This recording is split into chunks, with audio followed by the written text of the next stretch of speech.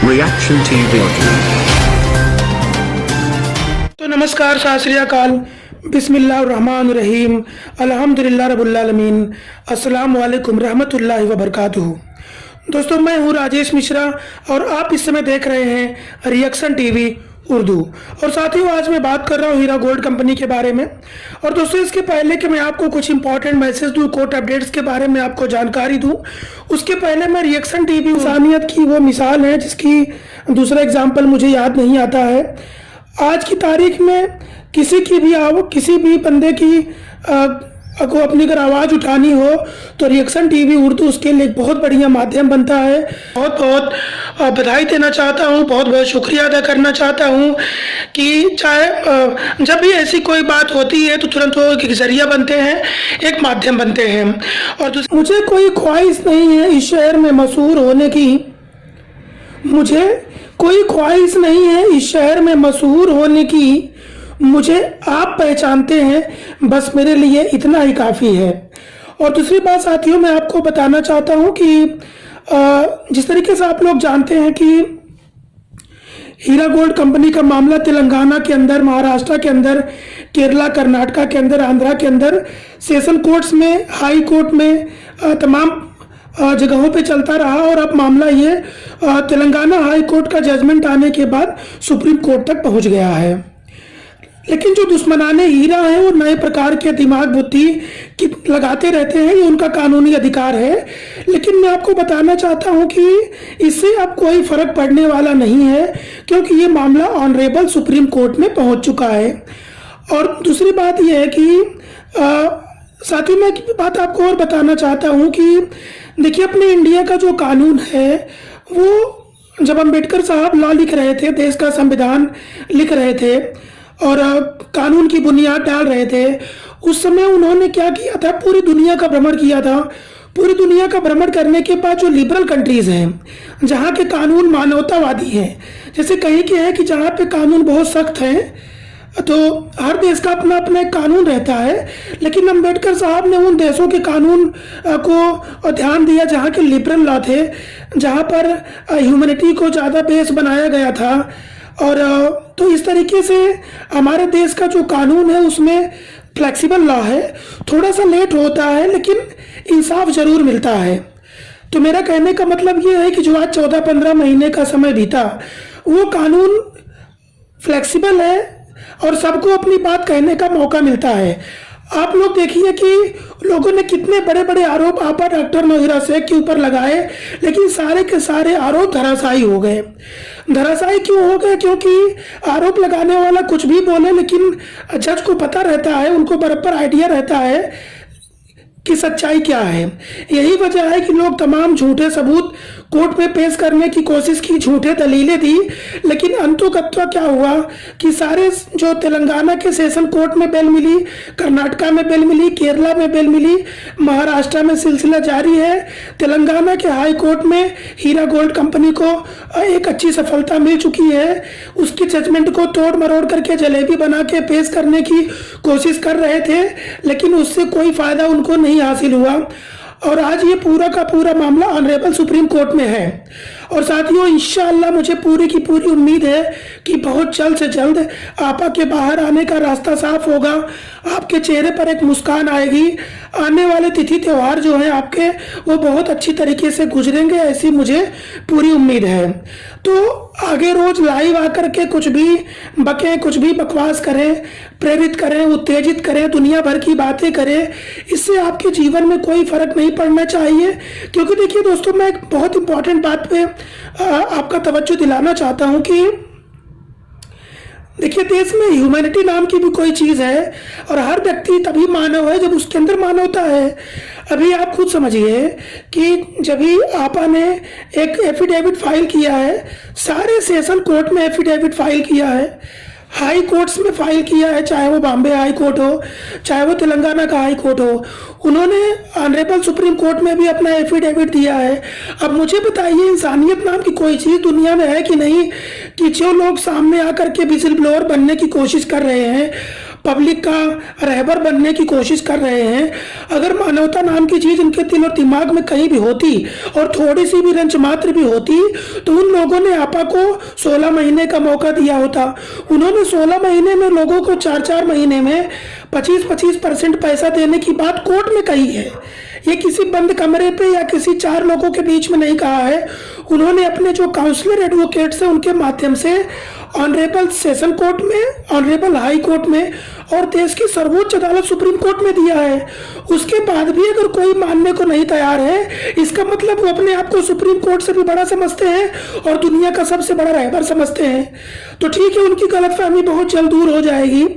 और दूसरी बात साथियों, उनका क्या है मालूम है, हर चीज को एक ही चश्मे से देखते हैं।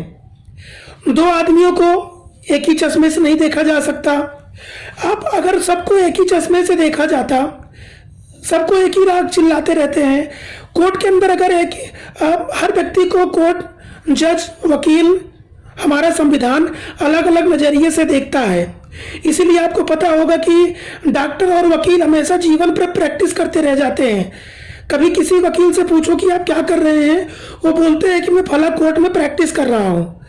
डॉक्टर को पूछो तो वो प्रैक्टिस करते रहते हैं। प्रैक्टिस का वर्ड उनको क्यों इस्तेमाल करना पड़ता है?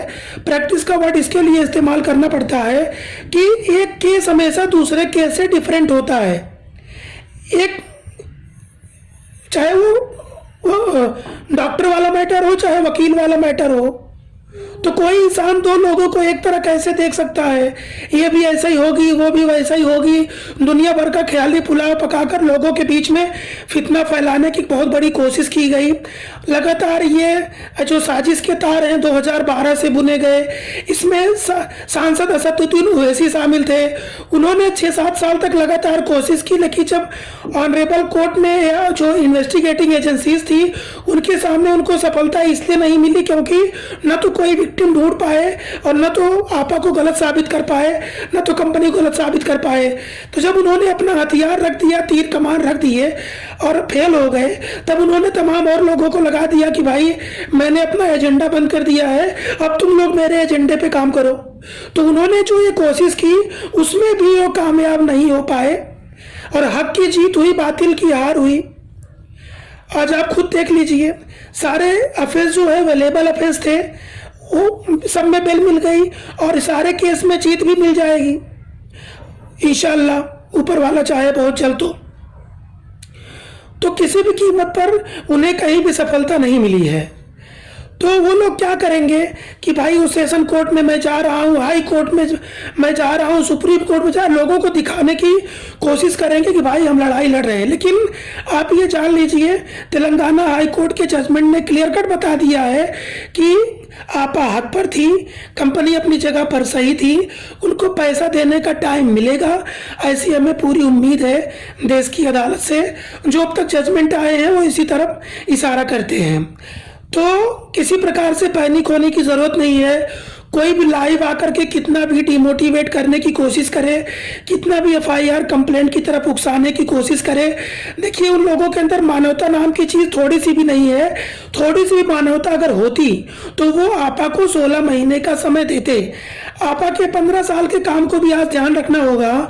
उनकी वजह से कितने गरीबों के घर में चूल्हे जले, उनकी वजह से कितनी लड़कियों की शादी हुई, उनकी वजह से कितने लोगों को रोजगार मिला, उनकी वजह से कितने मस्जिद और मदरसे चले, उनकी वजह से कितने स्कूल और हॉस्पिटल चले, उनकी वजह से उन्होंने कितने सरकार को टैक्स भरा।